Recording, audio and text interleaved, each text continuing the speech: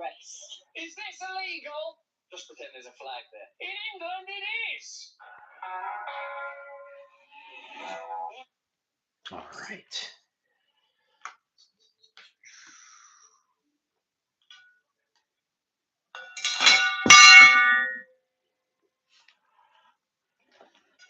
All right, here we go, man. A little gaming session on top of UFC talk and among other things.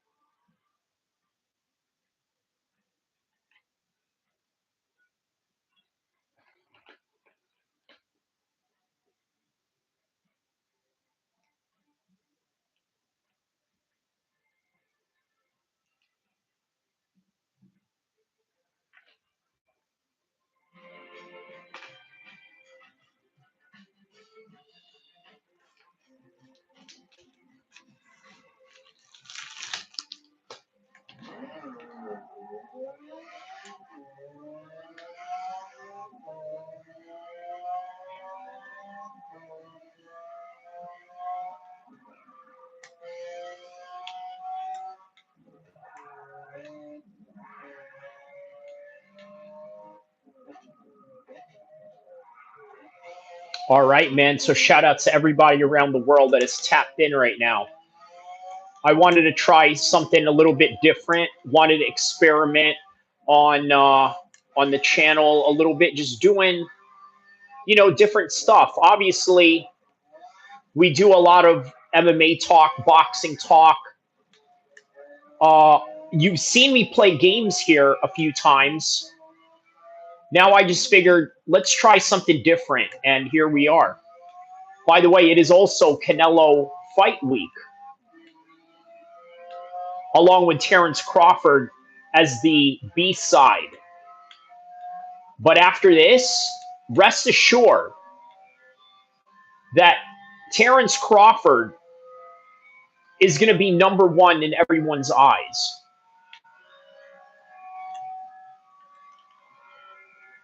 It's only going fast speed from here.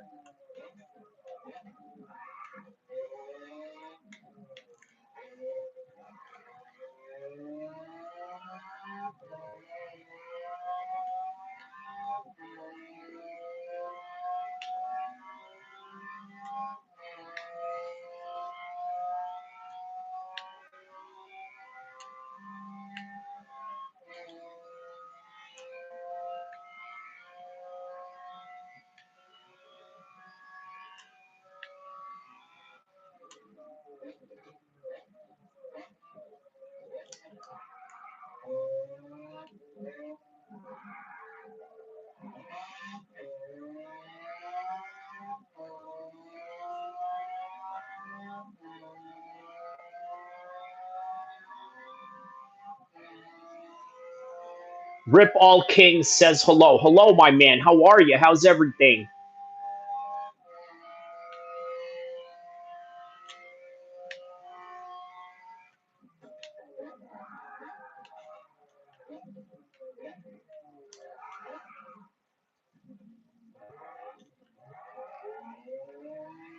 He says, do you play grow a garden? Well, I have a garden. You see, my boy, it is all about the balance of life, okay? In other words, you go out there and you do what you need to do, you handle business, and then you go out and have fun. That's all there is really to it, you know?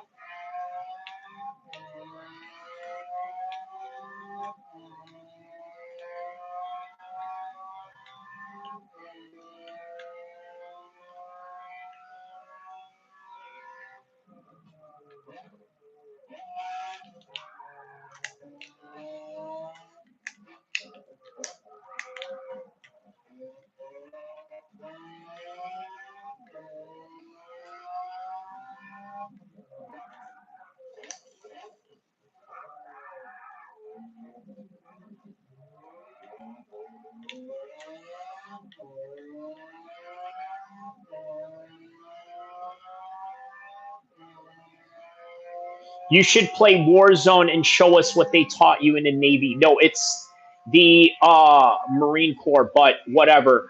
Um, I prefer GTA. I'm not really into Warzone or none of that. It's just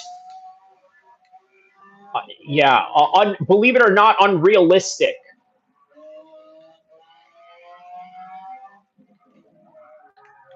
GTA is a lot more realistic because obviously, like real life, you could run people over with a car. And then on top of that, you can't do drive-bys in Warzone. At least I don't think. I don't know anything about the game, really. Last time I played it was back in '07 when it was the first Call of Duty. Big Boars MMA says hello, my man. Hey, so what do you think, Boars? Who do you have for Crawford and Canelo?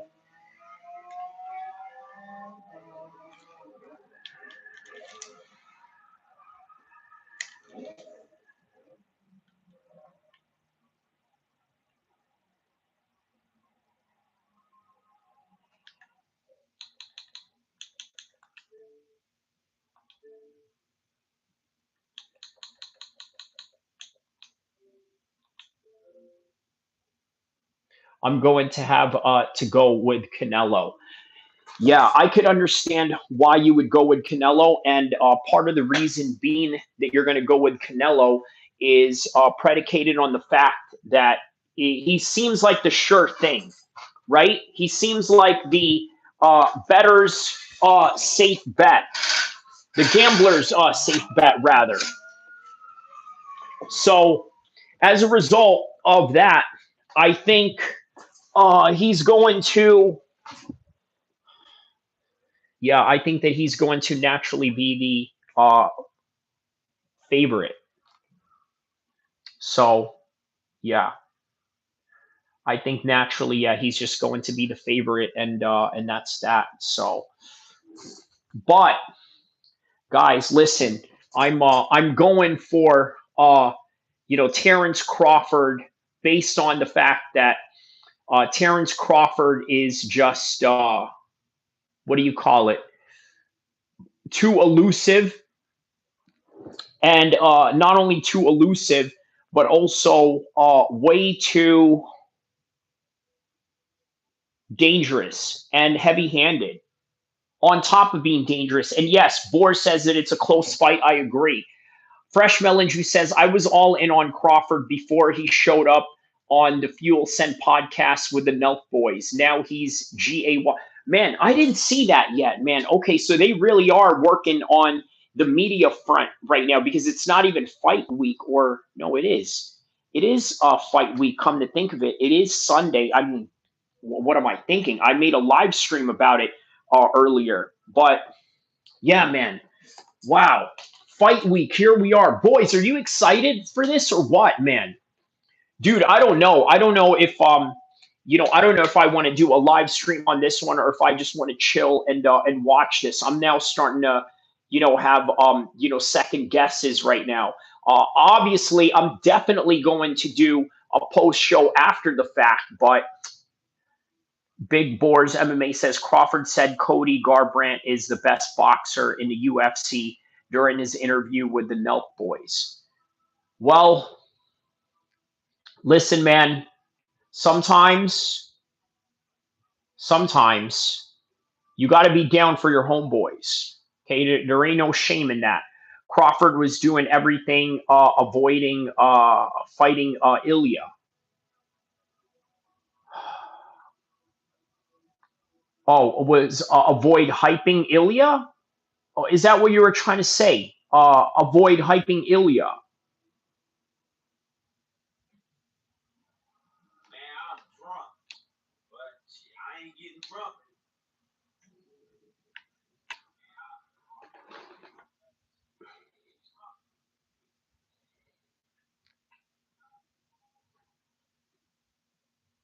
All right.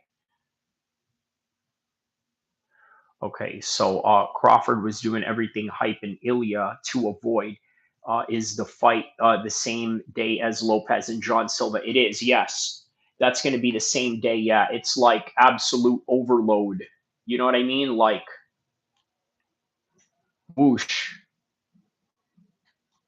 Yeah, it's like fandemonium overload. But we'll see how they do it. I think I'm going to probably concentrate more on the Crawford fight. I'm going to be honest with you, right? The UFC card seems weaker than the Crawford fight, and even the Crawford fight has a better undercard. What do you guys think? Which fight has the better undercard between UFC Noche and did you steal the table from the Oval Office? It's quite fancy, isn't it? What do you think? Huh? You like it? It's all right. Yeah, he said, did I steal it from the Oval Office? Definitely the boxing card all day, Boars MMA said. See? Yeah, they have a very good boxing card, man. Yeah, it's much more superior. I think Noche card is missing some stars on it. And with purpose. Obviously, that is on the purpose of Dana White in order to manipulate the fact that the Crawford fight is a bigger fight because remember, check how weird this is, right? While that fight is going on, they are going to be commercializing the Crawford fight. Now imagine that.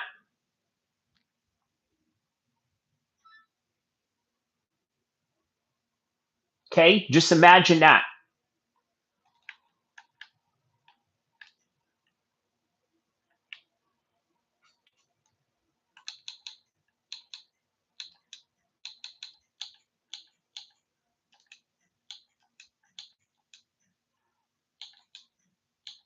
Oh, he says Veronica Hardy is the best fight of the year. I don't know about all that, man. He said Veronica Hardy is the best fight of the year. I don't know about all that.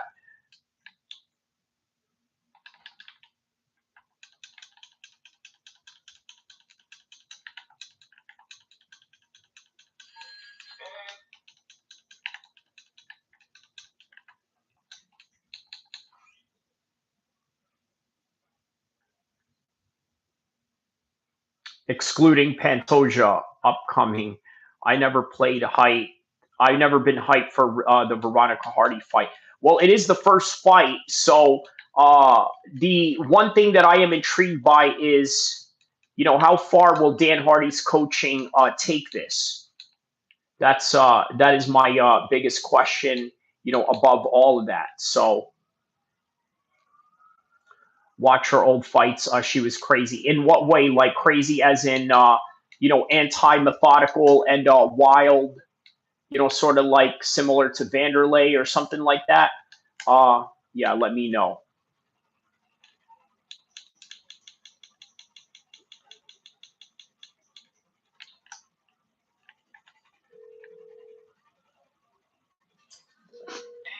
Which one of my skills is required? I can get scrambled for a minute.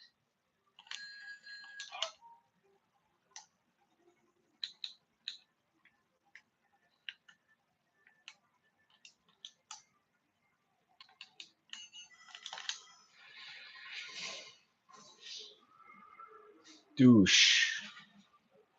Yeah, giving damaging and taking damage afraid is crazy. Yeah, I see what you mean. Yeah.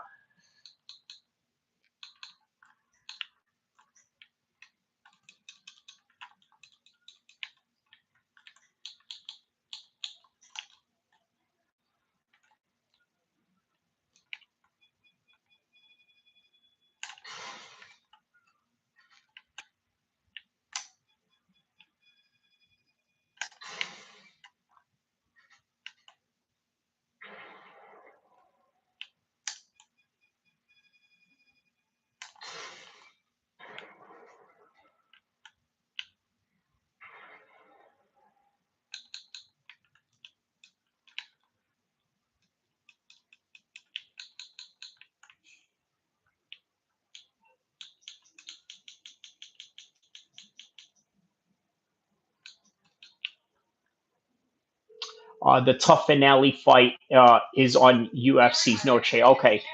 They bought Gastelum on there too. They did, yes, because yeah, I believe he was supposed to fight Pfeiffer.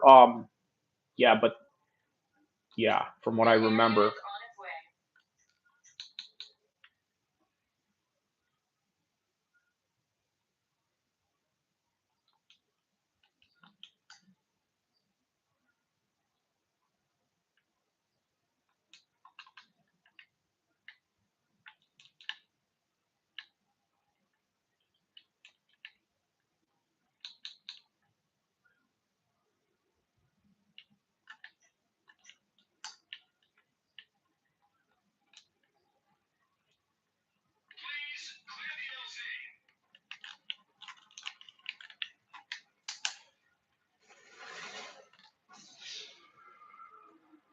Dang, this dude.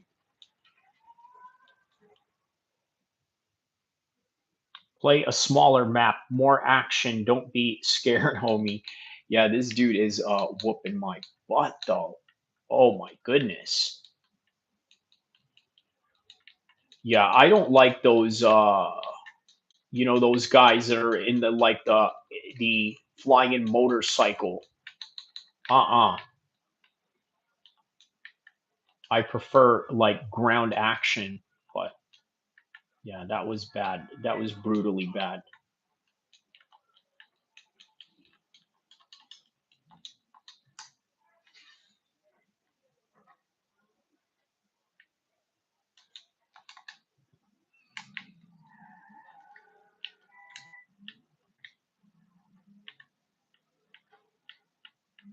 Okay, but we are going to get a kill out here though. I'm not about to go on live and have all these insane kills, without people seeing it, and then get killed online like that just for nothing. No way. I'm gonna show something completely different right now. So here we go.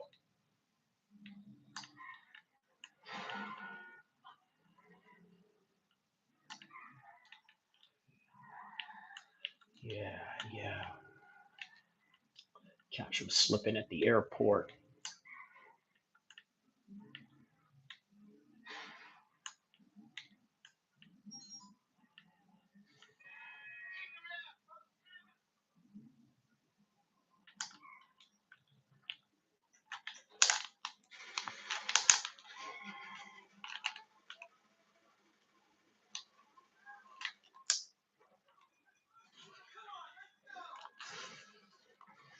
Yes, got him.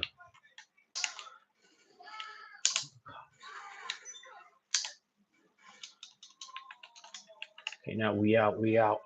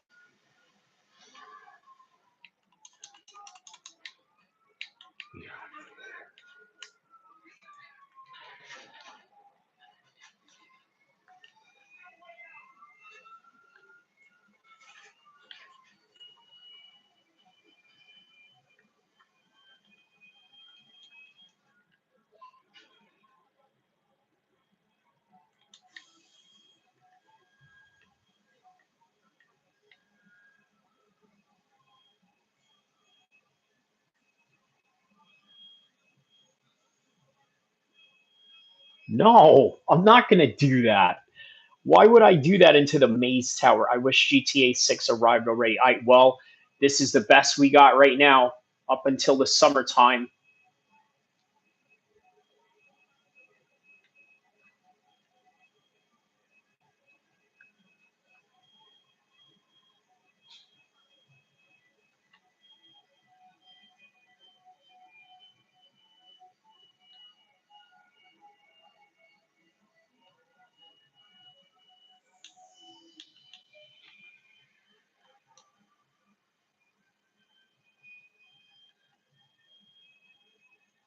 All right, that was a good kill. Very good kill, huh?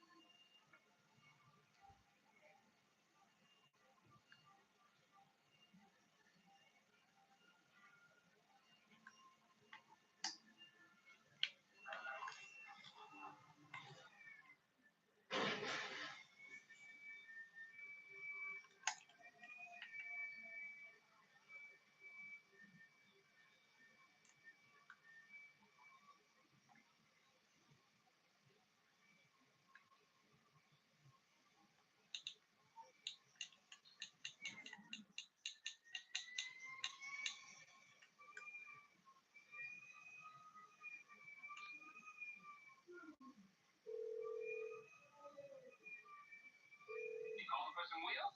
I'm Johnny on the spot. I'll hook you up.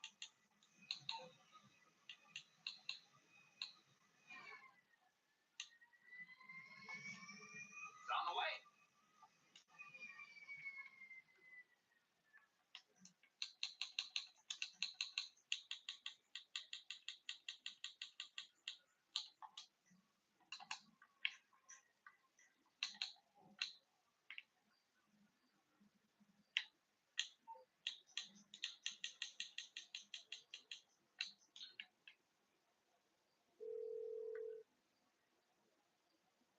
Hey, how can I help?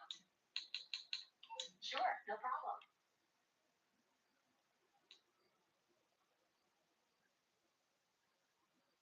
Honda Brazil. Are you a member of La Honda? What is that?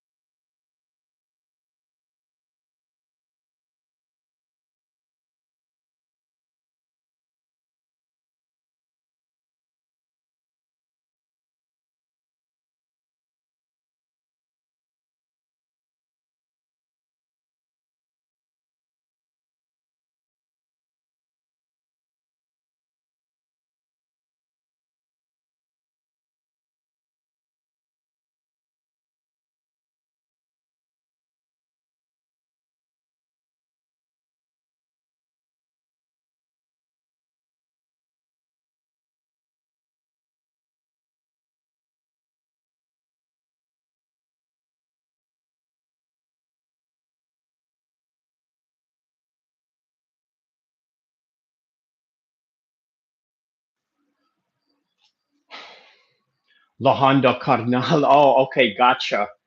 Okay.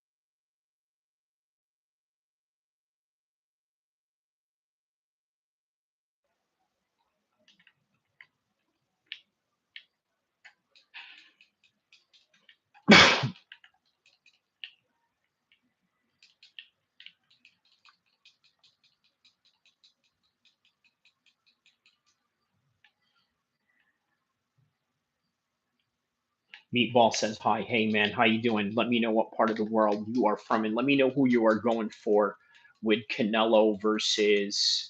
uh Canelo versus Crawford. Who you got on that one?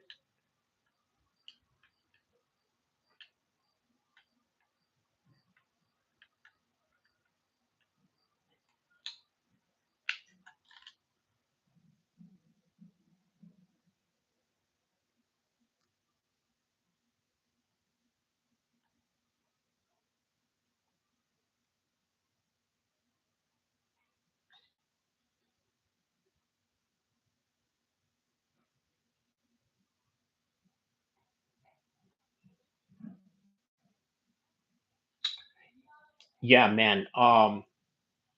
Obviously UFC Noche is not a pay-per-view, which is good because how can you make that a pay-per-view and then Netflix not a pay-per-view?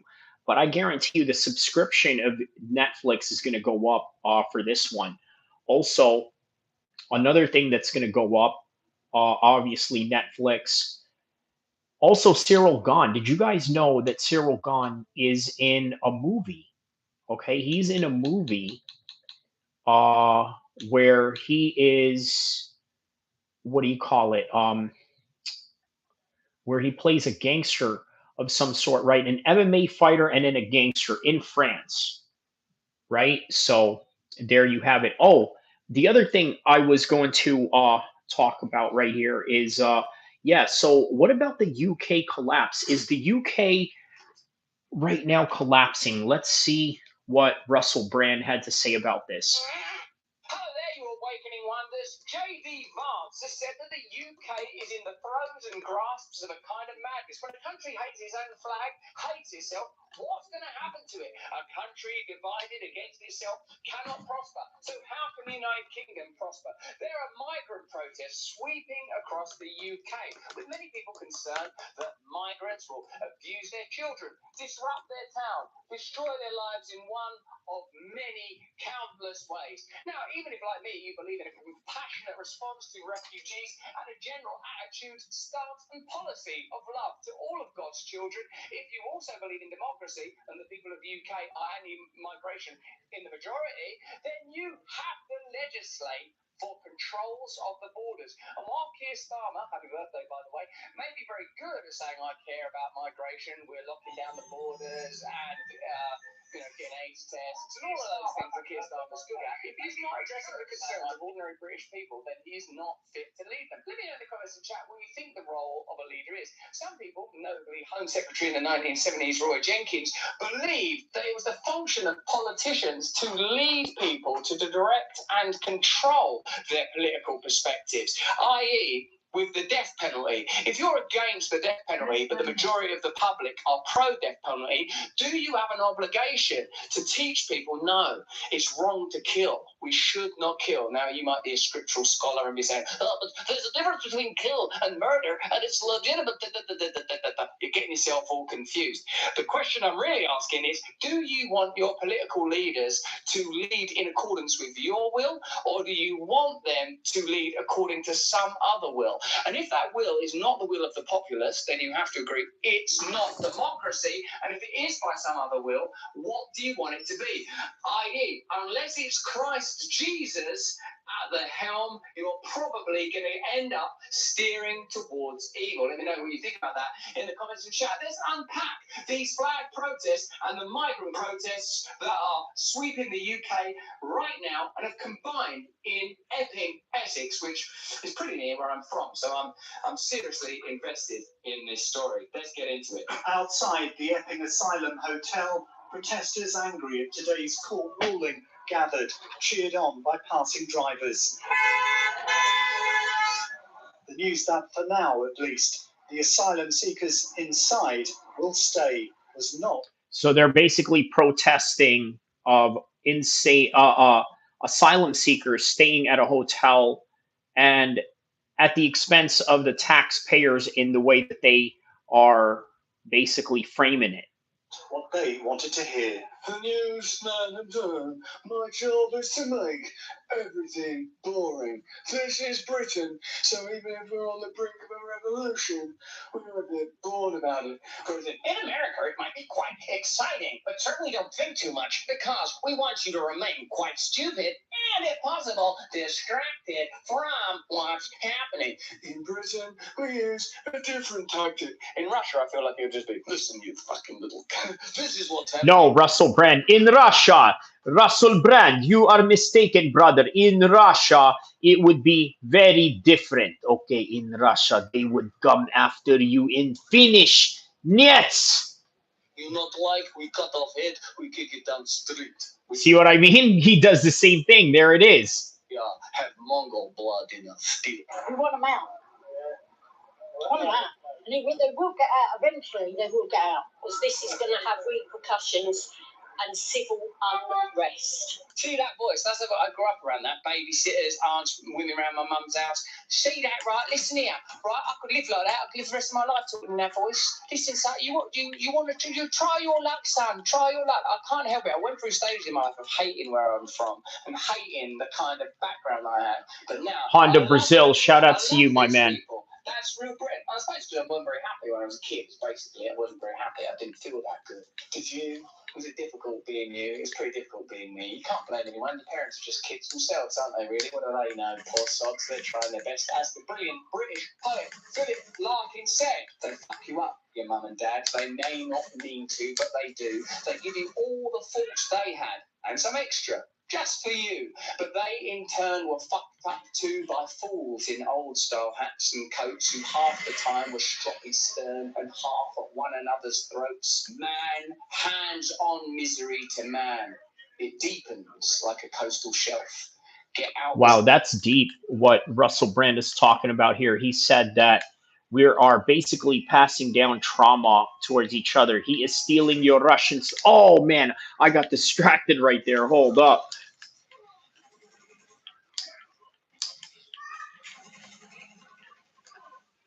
We got to get out of here. Oh, we got to steal a cop car.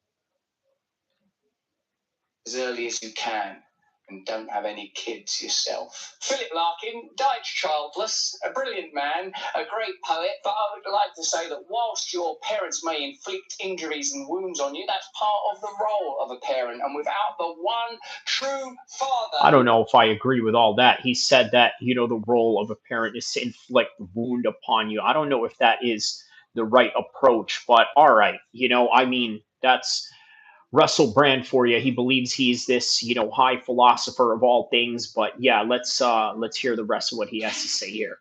Who can hold you and carry you. You will be adrift and forever in exile. Come home to him. There is a way back. You're sure about that? Yeah, definitely. And elsewhere, apart from Epping? Yeah, it's gonna be all over now. It's gonna be civil unrest, definitely. Yeah, it's gonna be civil unrest. Wow, so civil unrest, as she claims, that's an insane claim to make right there. You know what I mean? Like, wow.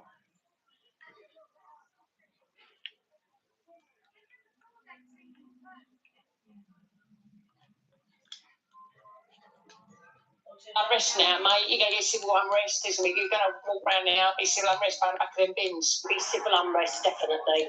The Court of Appeal lifted last week's interim injunction. But I can still make the Court of Appeal boring if I push down enough and relax my anus. A mother arrested after unfurling a Union Jack from a council building during an anti-migrant protest has claimed she was targeted for her beliefs. Sarah White was removed from the Epping Forest District Council building in Essex by police Sunday evening as tensions over the use of asylum hotels continues to rise. Let me know in the comments and chat. Let me know if you can make a good argument for why we should take asylum seekers in the UK or in the US. You've got these ICE protests and ICE raids all over your country, which have been very divisive, and there are comparable confrontations in my country too. What should be our position? I think what a lot of people are feeling is our own country is ruined. We ain't got the resources. We can't get doctor's appointments. We can't get houses. Our own streets are filthy dirty. That's what people are genuinely and generally feeling, I suspect. The other aspect of it is people don't trust that their governments are in earnest with the claims they make about the policies when it comes to migration. Like, it don't seem true, does it? We really care about these migrants. We don't mind what we have to do to help these migrants. What about all these people here in the UK already? What about homeless veterans? What about single mums? What about drug addicts, the mentally... I mean, look, if you think about it, you know, he does have a point to a certain degree, right? But we don't know what extent it is that he's feeling. See, this is the thing, right? What a lot of people will do is hear something like this and say, aha, Russell Brand is onto something. And then maybe some people out there would have similar anecdotal experiences and then say something to the effect of, well, you know what, he's right. I'm going to have to listen to what he says as a fact because I'm experiencing it too. But the thing is, I'm not experiencing it, nor is, let's say, anybody who's outside of the UK is experiencing it. So who really knows what is true or what isn't? And I just challenge people to think on a high critical thinking level as to, really decipher whether there's some facts or reality to that. Now, are there some or a lot of people in that society that are struggling right now due to high inflation rates and the fact that they can't get NHS visits and things of that nature? Yes. But at what extent and to who? And is it really that severe? And who does it affect, more importantly? Because it doesn't affect everybody. Obviously, it doesn't affect the guy who has been seen by the NHS and has been given care, right? It's not the same experience, and I guess we just got to try to draw conclusions from that. Ill, the destitute and the broken. Fuck them. Yeah. That's more like it. That makes sense. So what you suspect they're doing is using migration to create civil unrest and to justify further legislation to introduce social controls. And more broadly, they benefit from anything that justifies further authoritarianism. And if you want to look macro, as far as I can see it, with the advent, and this is hardly new analysis, except when applied in such catastrophic terms, when you look at the AI revolution and robotic technology, it becomes clear that at the global level, elites are aware they no longer require a serf, peasant, or urban working class because those jobs are gone and going and won't outsource as they traditionally were in the same way in China or India, depending on which empirical. Now, that right there, I can understand and see why they would, cause an upheaval over some. Empire you're part of, British or American, but you'll be able care about migration, we're locking down the borders and that's it. Locking down the borders and that's it. Able to handle manufacture in an entirely different way. Ergo, you don't need working class anymore. And actually, I first saw this analysis in that brilliant film, The House I Live In. You don't need working class anymore. When it talked about not only the Purdue and Sackler family opioid crisis in your country, the United States of America, but also methamphetamine breaking out into white communities, having originally most of these drug pandemics start in sort of majority black and majority Hispanic communities, and many people. Fresh Melanju says the world have 57 Muslim countries, but they never seek help in these countries. That's weird. Once again, Fresh, I got to tell you, anecdotal experience different for different people, right? There's Malaysia. A lot of Muslims do go to Malaysia. There's a lot of Palestinians that go to the UAE. There's a lot of Lebanese that go to the UAE after being caught up in a civil war. A lot of Iraqis go and live in Malaysia, right? Another Muslim country. So there's a wide variety of things that may vary to one's each experience. People believe that CIA. And to pin it down to one particular narrative, I think is highly irresponsible in terms of extrapolating a number that doesn't always exist for everybody or everyone's situation, or maybe you're just speaking of anecdotal experience of, let's say, the majority of migrants being, let's say, from Muslim countries. And even if that's the case, I mean, is that the case? Is the majority of the migrants come from Muslim countries? And if so, these are just the numbers that we have to critically think about when we try to pin down these questions. Were involved in the crack epidemic. Let me know in the comments and chat if you're aware of that. The brilliant writer of The Wire, he says it would be better if the American government and the American establishment just admitted they no longer require the bottom 20% of the population. And by bottom, I guess he meant the economic former labour force that are no longer required to be in labour. And this is like 20 years ago. This was made in the 90s, I reckon, this documentary, certainly the early 2000s. And that has exacerbated massively. So I believe believe at the global level, you will see various crises and challenges that they'll have 1,000 different narratives attached to them, but they're ultimately about the legitimization of victimizing, vilifying, demonizing, and ultimately annihilating working people. In short, population control, which is one of those conspiracy theories that I'm pretty sure will go to conspiracy fact anytime soon. And whilst you might see someone like Elon Musk often talk about population collapse as a problem, in general within the establishment, people aren't talking about that.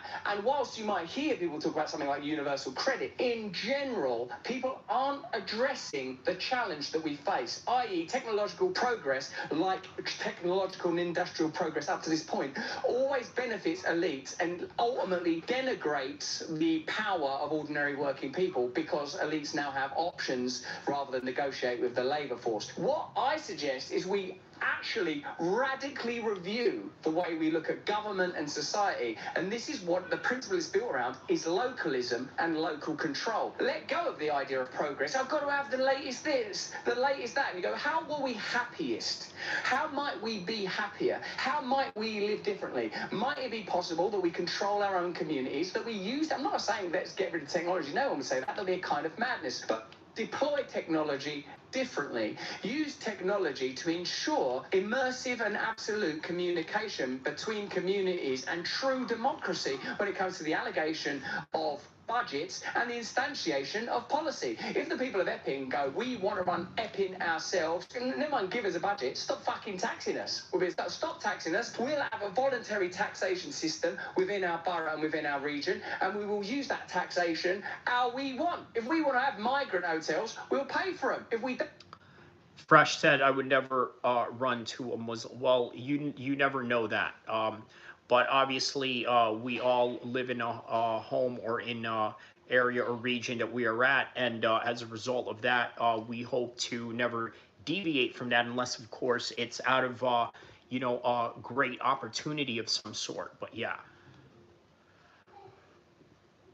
We won't have them. If we want to correct the roads, we'll look after the roads. If we want to make sure that we have subsidised food for our poor, then what we'll do is we'll set up labour initiatives where people grow crops. In a way, in your country, you did do something somewhat comparable, I suppose, under the New Deal in the 1930s, which many people still look at as a great moment in your country's history. I'm suggesting that something like that could be possible, but using new technology, we could localise it and make it yet more democratic. So FDR's New Deal could be rebrokered, reinitiated at a global level. You're still going to have flags, you're still going to have America and France and Pakistan and England and all of that stuff. People like those names and flags. But really, what do those flags mean? What are they for? What do they represent? What does it mean? If you don't have any control over your own life, if you're just getting born, getting pumped full of chemicals, eating bad food, and you're either a wage slave or a state slave, what did your life mean anyway? We can do this differently. I know we can. I know we can. We have to start, though. Concentrate. The world has become increasingly divided, politically, socially, and economically. But many of these divisions... On the steps of the council offices, it was in fact because she breached a Section 14 order that places restrictions on exactly where the protests can be held. It was Section 14. Something to do with the flag? That didn't include the civic centre, so that was arrest number one. There was also another arrest of a man. Oh wow! So they're arresting people in England now over protests. At the end of the protest, it should have finished at 8 o'clock. It's 8:01. You're free to protest until 8:01, but after that, get yourself home. Chat GPT. Can you tell me what Section 14 is in British law? It's a protest law. A woman was just arrested, and it wasn't for unfurling a flag. So what is Section 14 in British law as pertains to protest and demonstration? What is a breach of Section 14? Thank you. Sure. So Section 14 in British law actually refers to a part of the Public Order Act 1986. This section gives police the power to impose conditions on public assemblies if they believe the demonstration might result in serious public disorder, damage or significant disruption. So if someone was arrested under Section 14, it typically means they might have breached one of these conditions, like not following restrictions the police put on the protest. That's an interesting situation. And by the way, they are having a protest during the same day as the Canelo fight, which is, you know, interesting in and of itself. But yeah, it's going to be interesting. Interesting law, and even in the language of that law, you can see that you're allowed. All right, Charles, I'll see you in the next one.